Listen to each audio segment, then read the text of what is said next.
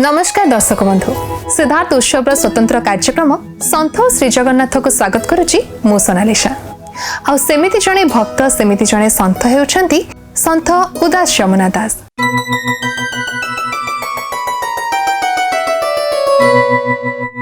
आज आम तांको विषय आलोचना करबा एवं तांको विषय अधिक जणाया पई वर्तमान आम सहित अछंती जगन्नाथ संस्कृतिर अन्यतम गवेषक professor doctor Niranjan Sahu sir.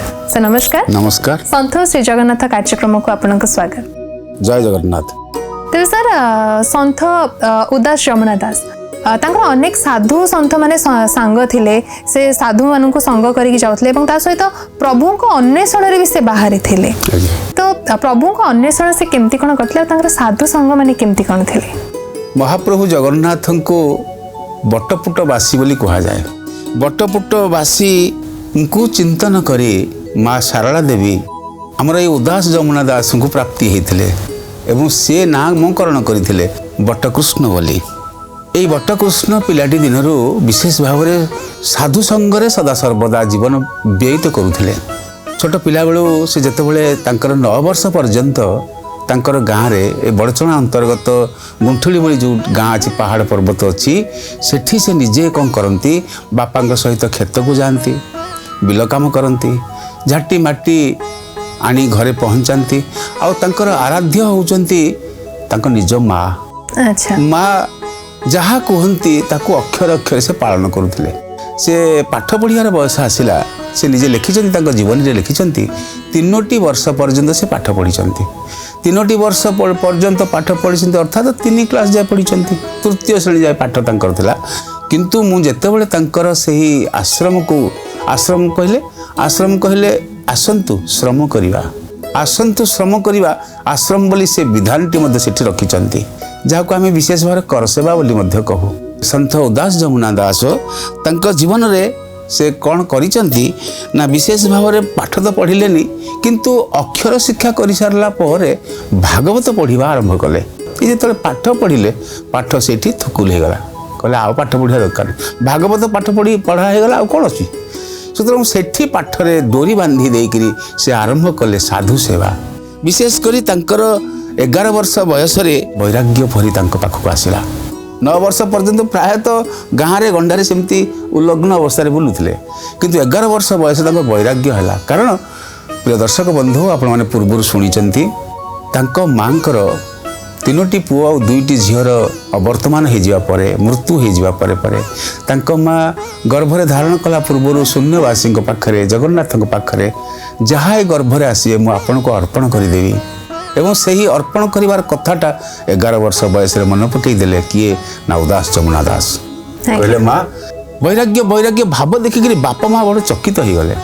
देखुंत तुलसी गछरे पानी दबा तुलसी तांकर आराध्य देवी छोट बेलू तुलसी गछरे पानी दबा आउ वृंदावती सेवारू आरंभ होती सत्संग बा गुरु सेवा बा भगवत अन्वेषण एवं तत्सहित साधु सेवारे जेतेबेले तांको घरे आसी पहुंचती किसी साधु कारण तांकर सेमती किसी घर भितर सेमती संबल किसी नथिला सामान्य किसी जमीबाड़ी चाषबास बापा करुले ये निजे बापा सहित जाऊे जमीबाड़ी चाष करने किंतु प्रत्येक दिन किसी अतिथि आसी घरे पहुंचुले घरे खाइबार संबल नहीं किंतु अतिथि मैंने आसी घरे पहुंचुले अतिथि को आतिथ्य देवा अतिथि देवो भव बोली अच्छी आम सृष्टि शास्त्र तेणुक ये तो साधु संघ घर सुतरां अतिथि मैंने प्रसाद पाई जा सारा किछ न थाए उपास शोई पड़ती माँ पुओ बाप उभय 3 जन जाक घरे उपास शोई जाती एवं विशेष भाव में बापा पाखे माँ बड़ नवेदन करती जे पुओर वैराग्य जात है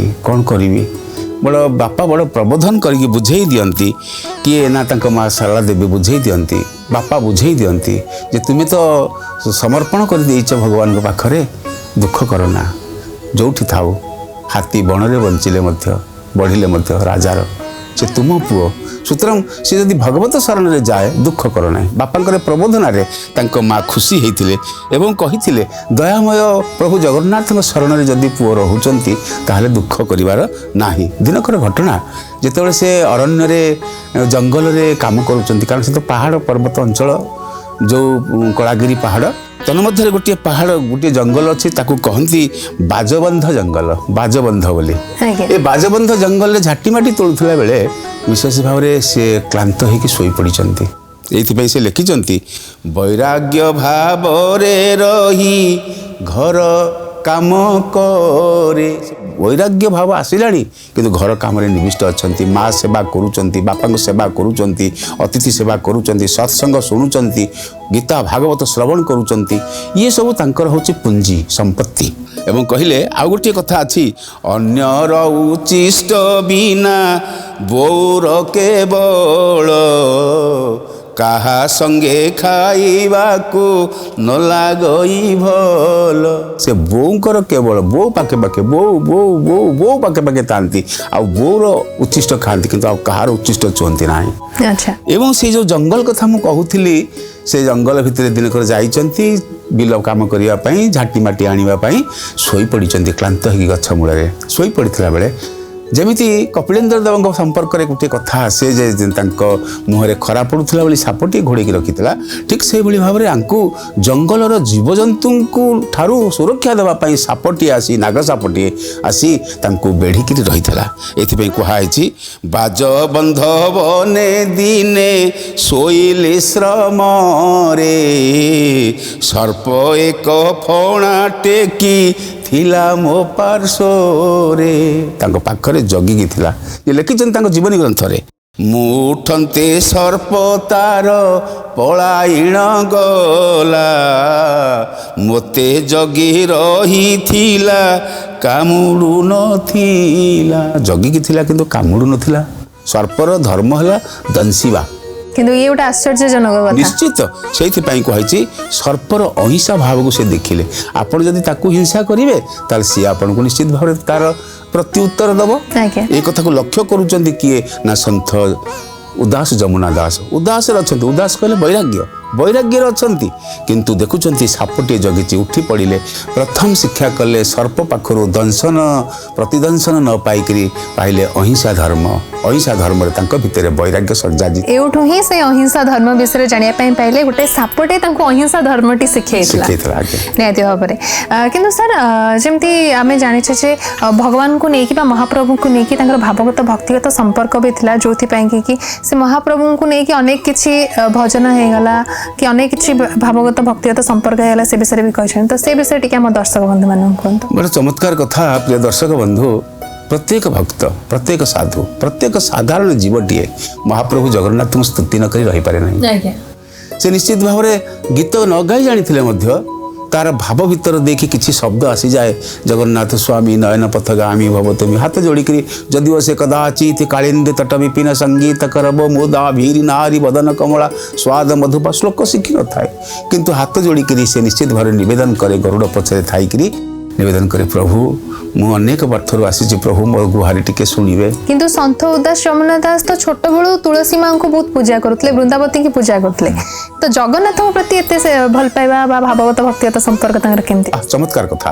କାରଣ ସେ କ'ଣ କଲେ ନା ବିଶେଷ ଭାବରେ ଗୁରୁ ଅନ୍ୱେଷଣ ତାଙ୍କ ଭିତରେ ଜାଗ୍ରତ ହେଲା। ଯେତେବେଳେ ତାଙ୍କ ଭିତରେ ବୈରାଗ୍ୟ ଜାଗ୍ରତ ହେଲା ସେତେବେଳେ ସେ ଗୃହ ତ୍ୟାଗ କଲେ, ଘର ଛାଡ଼ିଦେଲେ ଏବଂ ସେ ଯାଇଛନ୍ତି ସିଦ୍ଧଗିରି। ସିଦ୍ଧଗିରି ଯାଇଛନ୍ତି ବିଶେଷ ଭାବରେ ଜଳୌକା ପର୍ବତକୁ। ଜଳୌକା ପର୍ବତ, ସିଦ୍ଧଗିରି, ଏଭଳି ଗିରି ପର୍ବତ କାନନ ଡେଇଁ ଡେଇଁକିରି ସେ ଯାଇଛନ୍ତି କୋଉଠିକି ନା କାଶୀ ଧାମକୁ ଯାଇଛନ୍ତି, ବନାରସ କାଶୀ ଯାଇଛନ୍ତି।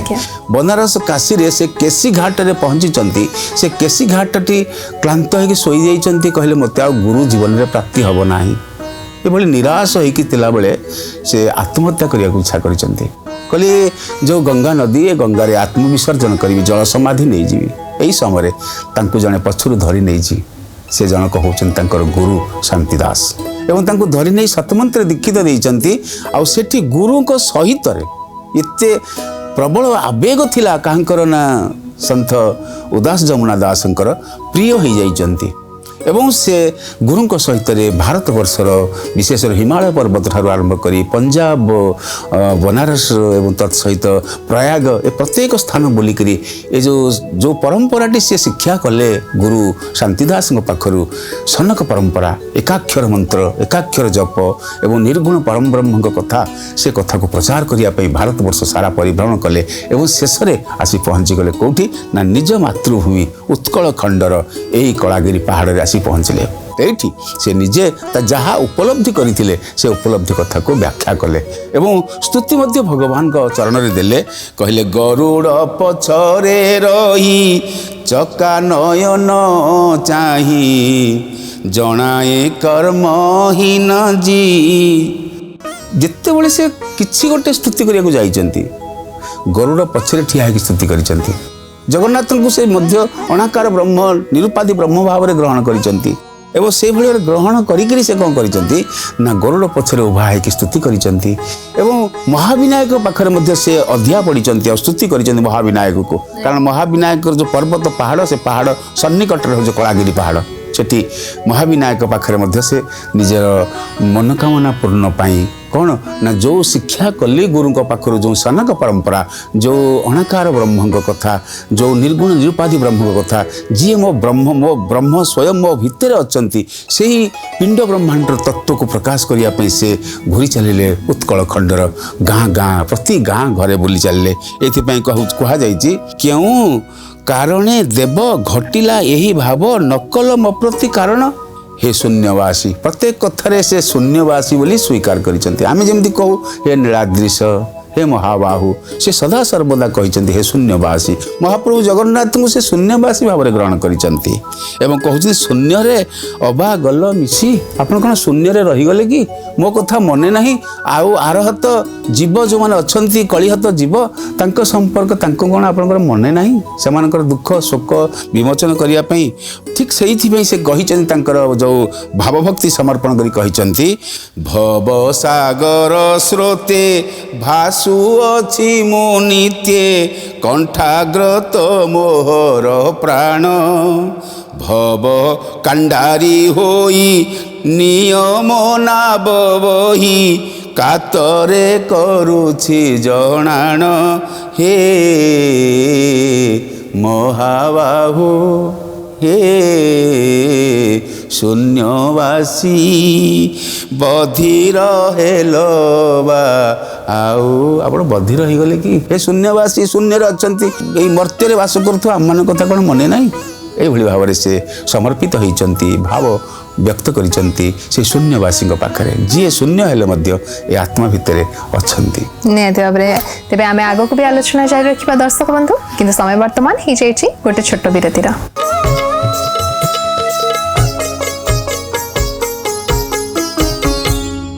विरति परे पुणी थरे आपण समस्त को स्वागत करुच्ची आमर ये स्वतंत्र कार्यक्रम सन्थ और श्री जगन्नाथ को तेरे सर आम समस्ते जाचे जे कर्म कले आमको किसी ना किसी टंका मिलता है धन मिलता है किंतु सन्थ उदास जमुना दास कहते किंतु अकर्म रे वासुदेव दर्शन करने कथा कौन कहते से भगवत गीता रे कहा जायछि कर्मण्य बाधिकारिस्तु मांग पड़ेशु कदाचन कर्म करे किंतु फल रे आशा रखना आमे कोन सत्तरे कर्म करिया फल रे आशा रखिबानी आमे फल रे आशा रखू किंतु को कर्म सी अर्थात कर्म विकर्म अकर्म एभली कर्म को तीन बार विभक्त कराई कर्म कहले आमे जहाँ नित्य नैमित्तिक कर्म करूँ नित्य नैमित्तिक कर्म कहले कौन ना आमे सकाळ उठिबा दिय सेवा करिबा कि बापा माँ को प्रणाम करिबा आ तत्सहित घर ओळेइबा आ तत्सहित आउ इत्यादि इत्यादि कर्म कहले झाड़ा परिस्रा जावा नित्यकर्म सारिबा ये होची नित्य नैमित्तिक कर्म याकू कहती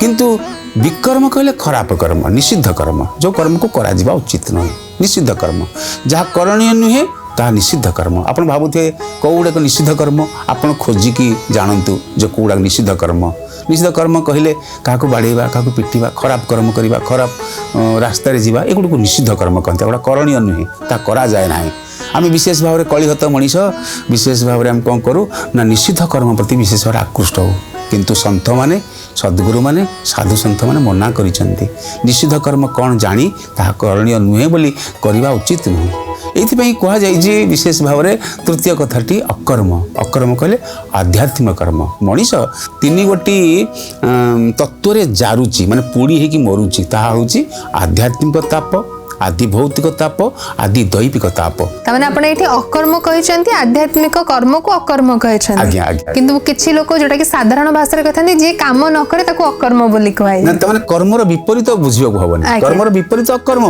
बोली जणा जाए, किंतु कर्मर विपरीत अकर्म नुहे, भगवत कर्म सेटा।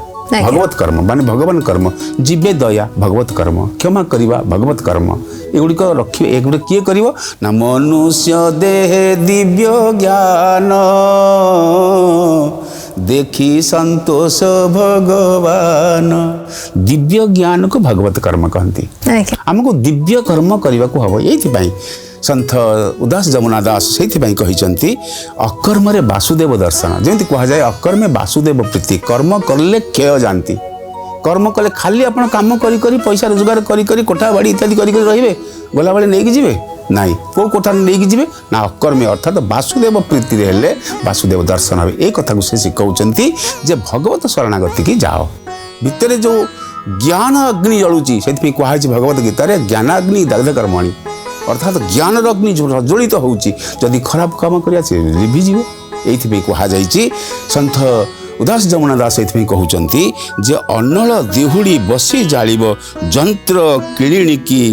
अर्थात जंत्र जो अच्छी मनीष हूँ जंत्र, सी होती जंत्री एवं से जंत्री जो चालन करुँच आम जदि आम कल को ठीक रखा अर्थात अकर्म रहा ताले भागवत दर्शन देवे। सी ज्योति स्वरूप दर्शन देवे। ये कहुई झसाइण पस निगूढ़ घरे। कहुई झसाइण पस निगूढ़ घरे। निगूढ़ घर कहले ये देह भितर जो भगवान अच्छी आमर अनाहत चक्र भगवान अच्छी, सहस्रार चक्र भगवान अच्छी, धसईकी पस अर्थात आध्यात्मिक दिगरे वासुदेव प्रीति रे धसईकी पस। तुमको पूरे दबनी माया, किंतु तुमको धसईकी पशिले निश्चित भाव भगवत दर्शन हम। जंजाल मिल, कष्ट मिल, जंत्रणा मिल, किंतु झसईकी पशिले कहते झसाएण पस निगूढ़ घरे श्रीगुरु पाटणा ऊर्ध्व देश। श्रीगुरु पाटणा ऊर्ध्व देश कहले सहस्रार चक्र भगवान जगन्नाथ आरूढ़ होती सी निश्चित भाव दर्शन देवे। यही कथा कहते शिशु मुना चक्रे टेकिण रखी। शिशु मुना चक्र आमर जो अच्छी मूलाधार चक्र आ विशेष भाव मूलाधार चक्र तीनोटी नाड़ी अच्छी। आम देखिपारे से नाड़ी को, किंतु से तीन नाड़ी इंला नाड़ी सुषुम्ना नाड़ी तीन नाड़ी अच्छी। से तीन नाड़ी आम मेरुदंड भितर देखिए आमर कोठी ना त्रिकुटे मेट होती। ये त्रिकुट को शिशुम्ना बोली कहती। से कहले शिशुम्ना गोटे टेकी दे। सन्थ उदास जमुना दास ध्यान बल वायु सूत्र प्राणायाम करी कहते ये जो टेकी दे टिके ये हूँ गिरी गोवर्धन। ये गिरी गोवर्धन को टे टेकी दे भगवान को जगन्नाथ को मिल पारे दर्शन हो पार। किए अच्छा ना पिंडरे अच्छा किए कर ना पिंड कर किए कर ना मन कर। मन को सुमन करी कहले से अनुभव हृदय होइल गले स्थिर भेटी बुतु आदि मूल है।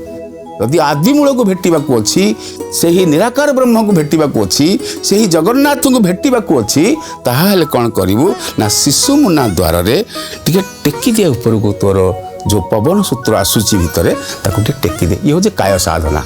आपको हठयोग बोली कह जाए। ये हठयोग माध्यम हठयोग कले खराब नुह आज्ञा। अर्थात शरीर तंत्र जहाँ कहती तन कहले तन कहले शरीर। ये शरीर विद्या टे तू शिख। एक कथा शिखई भगवान जगन्नाथ विद्या। कारण आम केवल कांदीदेले हेनी, कांदा सहज नुहे आज्ञा। जगन्नाथ पाखे कांदीदेवा एत सहज नुह। आपण भीतर लुह आसबनी, किंतु केतेबेले आसो ना जितेबाला सुषुम्ना द्वार इंला पिंला सुषुम्ना आपंकर विशेष भाव में प्राणायाम सूत्र भगवत दर्शन कर जहाँ कुंडलिनी कहती कुंडलिनी जाग्रत होते जगन्नाथ को दर्शन कर सहज हम। से कहते ठूल भुवने प्रभु निराकार। ठूल कहले ठूल शरीर ता भुवन रे अर्थात से शरीर भितर निराकार ब्रह्म अच्छा ही दर्शन कर। तेज निहाती भाव सर आम आग को भी आलोचना जारी रखा महाप्रभु श्री जगन्नाथ और सन्थ उदास जमुना दास विषय और अनेक किसी कथा, किंतु समय वर्तमान हो जाए गोटे छोट विरतिर।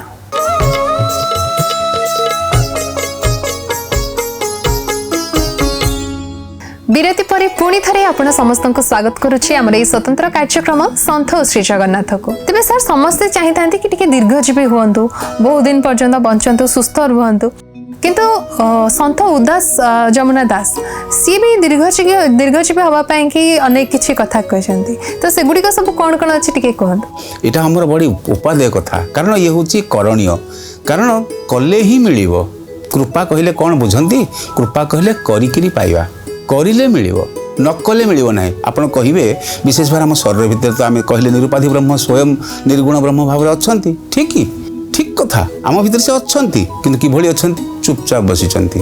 ଆମ ଭିତରେ ଦୁଇଟି ପକ୍ଷୀ ଗୋଟିଏ ହେଉଛି ଜୀବ ପକ୍ଷୀ ଆଉ ଗୋଟେ ହେଉଛି ପରମ ପକ୍ଷୀ। ଜୀବ ପକ୍ଷୀ ଖାଉଛି ଦେଖୁଛି କାମ କରୁଛି କିନ୍ତୁ ପରମ ପକ୍ଷୀ ଚୁପଚାପ ବସିକି ଦେଖୁଛି କ'ଣ ଇଏ ଜୀବ ପକ୍ଷୀ କରୁଛି ଆମ ଅର୍ଥାତ୍ ଜୀବାତ୍ମା କ'ଣ କରୁଛି ଭୁଲ କରୁଛି ନା ଠିକ୍ କରୁଛି। ସୁତରାଂ ଏ ଯେଉଁ ପ୍ରଶ୍ନଟି ଆସିଛି ଆମ ପାଖକୁ ଆପଣମାନଙ୍କ ଉଦ୍ଦେଶ୍ୟରେ ଆମେ ନିଶ୍ଚିତ ଭାବରେ ଜାଣିବା ସେ ସମ୍ପର୍କରେ କ'ଣ କଲେ ଦୀର୍ଘଜୀବୀ ମଣିଷ ହେବାଟା ଦୂରର କଥା ନିରୋଗୀ ମଣିଷ ରହିବ। କାରଣ ଶରୀର ମାଧ୍ୟମ ଖଳୁ ଧର୍ମ ସାଧନ ଶରୀର ଦ୍ୱାରା ହିଁ ଧର୍ମ ସାଧନ କରିହେବ। ଶରୀର ଯଦି ରୋଗାକ୍ରାନ୍ତ ହେଇଗଲା କ'ଣ ହେବ? ଆଉ ଯଦି ଯନ୍ତ୍ରଣା ହେଲା ମୁଣ୍ଡ ବଥଉଛି ସେ କ'ଣ ମୁଣ୍ଡକୁ ଚିପିକି ଧରିବ ନା ସେ କ'ଣ ଭଗବତ କର୍ମ କରିପାରିବ? ସେଇଥିପାଇଁ କୁହାଯାଇଛି କେତେ ଗୁଡ଼ିଏ କଥା ଆସନ୍ତୁ ଶୁଣିବା ସେ ସମ୍ପର୍କରେ ଯାହା କହିଛନ୍ତି। ପ୍ରଥମ କଥାଟି କୁହାହେଇଛି ଦୀର୍ଘଜୀବୀ ହେବା ପାଇଁ ନିରୋଗ ହେବା ପାଇଁ କ'ଣ? ସନ୍ଥ ଉଦାସ ଯମୁନା ଦାସ ଜଣେ ବାସ୍ତବବାଦୀ ସନ୍ଥ ପିଣ୍ଡ ବ୍ରହ୍ମାଣ୍ଡର ସନ୍ଥ ଶୂନ୍ୟ ବ୍ରହ୍ମଙ୍କୁ ଦର୍ଶନ କରିଥିବାର ସନ୍ଥ ସନକ ପରମ୍ପରାର ସନ୍ଥ ଏକାକ୍ଷର ମନ୍ତ୍ର ଜପ କରିବାର ସନ୍ଥ ଏକାକ୍ଷର ଯଜ୍ଞ କରି ଏ ସମଗ୍ର ଭାରତ ବର୍ଷରେ ଧର୍ମ ପ୍ରଚାର କରିବାର ଜଣେ ସନ୍ଥ ଆମ ଏଇ ଉତ୍କଳ ଖଣ୍ଡର ବଡ଼ଚଣା ସନ୍ନିକଟ କଳାଗିରି ପାହାଡ଼ର ଜଣେ ସନ୍ଥ। କ'ଣ କହିଲେ? ପ୍ରଥମେ ଭୋଜନକୁ ଆଗ ଜଗ କହିଲେ ଯେ ମନ ତ୍ୟାଗ ଓ ଭୋଜନ ସୂର୍ଯ୍ୟାୟଣର ସ୍ୱରେ। ସ୍ୱର କହିଲେ ଆଜ୍ଞା ପ୍ରିୟ ଦର୍ଶକ ବନ୍ଧୁ ସ୍ୱର କହିଲେ ଆମେ ଗୀତ ଗାଇବାକୁ ବୁଝିଯାଉ ନାହିଁ ଆଜ୍ଞା। ସ୍ୱର କହିଲେ ବାୟୁକୁ ସ୍ୱର କହନ୍ତି ଅର୍ଥାତ୍ ଆମେ ଯେଉଁ ପ୍ରଶ୍ୱାସ ମାନେ ଯେଉଁ ପବନକୁ ନେଉଛେ ତାକୁ ପ୍ରଶ୍ୱାସ କହନ୍ତି ଯେଉଁ ପବନକୁ ଛାଡ଼ୁଛେ ତାକୁ ନିଶ୍ୱାସ କହନ୍ତି ସାଧାରଣ କଥା। ତେଣୁକରି ୟାକୁ ସ୍ୱର କହନ୍ତି। ଆମେ ପ୍ରଶ୍ୱାସ ନେଲୁ ଛାଡ଼ିଲୁ ନିଶ୍ୱାସ ଛାଡ଼ିଲୁ ଆକୁ ସ୍ୱର କହନ୍ତି। ଏ ସ୍ୱରକୁ ଜଗିଛି ଯିଏ ଅର୍ଥାତ୍ ଯେତେବେଳେ ଆମର ବାଁ ପଟ ନାକ ପୋଡ଼ା ହେଉଛି ଚନ୍ଦ୍ରାୟଣ ଡାହାଣ ପଟ ନାକ ପୋଡ଼ା ହେଉଛି ଆମର ସୂର୍ଯ୍ୟାୟଣ। ଯେତେବେଳେ ସୂର୍ଯ୍ୟାୟଣରେ ସ୍ୱର ଥିବେ ସ୍ୱର ମାନେ ବାୟୁ ଗତାଗତ ହେଉଥିବେ ଆପଣ ନାକ ପୋଡ଼ା ପାଖରେ ଆଙ୍ଗୁଠି ରଖିକି ଦେଖନ୍ତୁ ଯେ ଡାହାଣ ପୋଡ଼ାରେ ନିଶ୍ୱାସ ପ୍ରଶ୍ୱାସ ଯାଉଛି ବେଶୀ ସଘନ ଯାଉଛି ନା ବାମ ପୋଡ଼ାରେ ଯାଉଛି? ଡାହାଣ ପୋଡ଼ାରେ ଯାଉଛି ନା ତେବେ ଡାହାଣ ପୋଡ଼ାରେ ହେଲେ ଖାଦ୍ୟ ଖାଇବେ ବାଁ ପୋଡ଼ାରେ ଯାଉଥିଲା ବେଳେ ଖାଦ୍ୟ ଖାଇବେନି କାରଣ ସେ ହଜମ ହେବନି। ଏଇଥିପାଇଁ କହିଛନ୍ତି ଯେ ମନ ତ୍ୟାଗ କର ଭୋଜନକୁ କେତେବେଳେ ଭୋଜନ କରିବ? ସୂର୍ଯ୍ୟାୟଣ ସ୍ୱରରେ ଚନ୍ଦ୍ର ସ୍ୱରରେ ପ୍ରସାଦକୁ ତ୍ୟାଗ କରିବ। ଚନ୍ଦ୍ର ସ୍ୱରରେ ଅର୍ଥାତ୍ ବାଁ ପଟ ନାକ ପୋଡ଼ାରେ ବାୟୁ ଗତାଗତ ହେଉଥିଲା ବେଳେ ଖାଦ୍ୟ ଖାଇବେ ନାହିଁ। ଖାଦ୍ୟ ନ ଖାଇଲେ ଆଜ୍ଞା କେହି ମରିଯିବେନି ଭଗବାନ କହିଛନ୍ତି। କହିଲେ ମୁଁ ବାୟୁ ସୂତ୍ରରେ ବଞ୍ଚିବା ପାଇଁ ତୋତେ କୌଶଳ ଶିଖେଇଛି ତୁ ଶିଖିନୁ ସିନା କିନ୍ତୁ ମୁଁ ତୋ ଭିତରେ ବାୟୁ ସୂତ୍ରରେ ଅଛି। ଭଗବାନ କହିଲେ କିଏ? ନା ପବନ ଦେବତା ବାୟୁ ଦେବତା ଆମ ଭିତରେ ସେ ଅଛନ୍ତି। ସିଏ ଆମକୁ ମା ଗର୍ଭରେ ଜନ୍ମ ହେବା ପୂର୍ବରୁ 6 ମାସ ପୂର୍ବରୁ କ୍ଷୀର ସଞ୍ଚାର କରିଛନ୍ତି ମାର ସ୍ତନରେ ଆମର ଖାଦ୍ୟ ସିଏ ଦେଇଛନ୍ତି ଆମକୁ। ସୁତରାଂ ସେଇଥିପାଇଁ ସେ କହିଛନ୍ତି ଜଳପାନ କେଉଁଥିରେ କରିବେ? ଏକରେ ହେଲା ଖାଦ୍ୟ ଗ୍ରହଣ କରିବେ ସୂର୍ଯ୍ୟାୟଣରେ ଏବଂ ଜଳପାନ କରିବେ ଚନ୍ଦ୍ରାୟଣରେ। ନାକପୋଡ଼ାରେ ବାଁ ପଟ ନାକପୋଡ଼ାରେ ପବନ ସଘନ ଯାଉଥିଲା ବେଳେ ଆପଣ ସେତିକି ବେଳେ ଜଳ ପିଇବେ ପାଣି ପିଇବେ। ଆପଣ ବାଁ ନାକପୋଡ଼ାକୁ ଆସୁଛି ମାନେ ଆପଣ କହିବେ ପାଣି ବୋଧେ କମି ଗଲାଣି ଶରୀର ଭିତରେ ଟିକେ ଜଳ ଦେଇଦେବା। ଏ ଜଳଟା କ'ଣ? ନା ସନାତନ। ଆମେ ଯେଉଁ କହୁଛେ ସନାତନ ଧର୍ମ ତା ବି ଦେହ ହଜାଇବି। ସନାତନ ଧର୍ମ କିଏ? ନା ହେଉଛି କିଏ? ନା ଜଳ ଅଗ୍ନି ବାୟୁ ଆକାଶ ଏଇ 5 ତତ୍ତ୍ୱ ହେଉଛନ୍ତି ସନାତନ। ୟାକୁ ବିଶ୍ୱାସ କରେ କିଏ? ନା ଭାରତବର୍ଷ ଭାରତୀୟ ମାନେ ସନାତନ ହିନ୍ଦୁ ଧର୍ମ ବିଶ୍ୱାସ କରେ ତାକୁ। ଏଇଥିପାଇଁ କହିଛି ଯେ ଯେତେବେଳେ ସମଗତି ହେଇଯିବ କେତେବେଳେ? ନା ଚନ୍ଦ୍ରାୟଣ ସୂର୍ଯ୍ୟାୟଣ ଉଭୟରେ ଗୋଟେ ସମଗତି ଆସେ ମଝିରେ ସମଗତି ହେଇଯାଏ ସେତିକି ବେଳେ ମଳମୂତ୍ର ତ୍ୟାଗ କରେ ଆମେ ସେତିକି ବେଳେ ହିଁ ଦର୍ଶନ ମିଳେ। ଆଉ ତତ୍ ସହିତ କୁହାଯାଇଛି ମଳମୂତ୍ର ତ୍ୟାଗ କରିବ କିପରି? ନା ଯେତେବେଳେ ମଳମୂତ୍ର ତ୍ୟାଗ କରିବ ଦାନ୍ତ ଚିପିକିରି ମଳମୂତ୍ର ତ୍ୟାଗ କରିବ ଫଳରେ ଦାନ୍ତ କ୍ଷୟ ହେବ ନାହିଁ। ଏବଂ ପୁଣି କହିଛନ୍ତି ଯେ ଯଦି ଖାଦ୍ୟକୁ ନ ଜଗିବେ ତାହେଲେ ବାତ ବ୍ୟାଧି ବିନା ହୁଏ ଭୋଜନ ଜୀର୍ଣ୍ଣ। ଭୋଜନ ଜୀର୍ଣ୍ଣ ହେବନି ବାତ ପିତ୍ତ କଫ ତିନିଟା ଯାକ ସମତୁଲ ହେବେ ନାହିଁ। ଏଇଥିପାଇଁ କହିଦେଇଛନ୍ତି ୟାକୁ ସମତୁଲ କେମିତି ହେବ ବାତ ପିତ୍ତ କଫ? ଆମର 3ଟି ନାଡ଼ିରେ ବାତ ପିତ୍ତ କଫ 3ଟି ଯାକ ଯେତେବେଳେ ଅସମତୁଲ ହେଇଯାଏ ସେତେବେଳେ ରୋଗ ହୁଏ। ଏଇଥିପାଇଁ କହୁଛନ୍ତି ନିଶ୍ୱାସକୁ ବା ପ୍ରଶ୍ୱାସକୁ ଗଭୀର ଭାବରେ ନେଇକି ଚାପିକି ରଖ ଭିତରେ ତାକୁ କୁମ୍ଭକ କହନ୍ତି। ଅର୍ଥାତ୍ पूरक कुंभक अंतरकुंभक ये जो कुंभक पूरक कथाटी जो अच्छी से कुंभक करिया जिते पवन को भितर रखी पारे कौन हम बात पित्त कफ तीनटा जाक नाड़ी आमर कौन हम समतुल होकर रहिले रोग हेनी एवं भगवत दर्शन हम या स्वर शास्त्र कौन करती या स्वर साधना कहती मनीष दीर्घजीवी हम आपण मैंने जानती कुकुर ठारू आरंभ कर जीवजंतु मैंने बेसी थर निश्वास प्रश्वास नियंती मनीष गोटे मिनिट रे 21-15 थर निए यही अनुक्रम में गोटे दिन में 21,600 थर से निश्वास प्रश्वास निए किंतु ठेकुआटे 6 थर मात्र दिन को निए निश्वास निए यही अनुक्रम से हजार हजार वर्ष बंचे। हे प्रिय दर्शक बंधु आपण मैंने यही कुंभक को अर्थात वायुसूत्र को जगंतु खाद्य को जगंतु निश्चित भाव में दीर्घजीवी हेबे एवं विशेष भाव में रोगमुक्त हो भगवत दर्शन हम स्वरशास्त्र को जगिले अकर में वासुदेव प्रीति हो। तो आशा करुच्छे आम दर्शक बंधु मानक आज अध्यायटी निहाती भाव में भल लगी कि दर्शक बंधु वर्तमान तो समय हो गलानी आमको विदाय दिंतु पुणी थे आपण पाखक फेरबू आमर स्वतंत्र कार्यक्रम सन्थ श्री जगन्नाथ नहीं रोचु जय जगन्नाथ।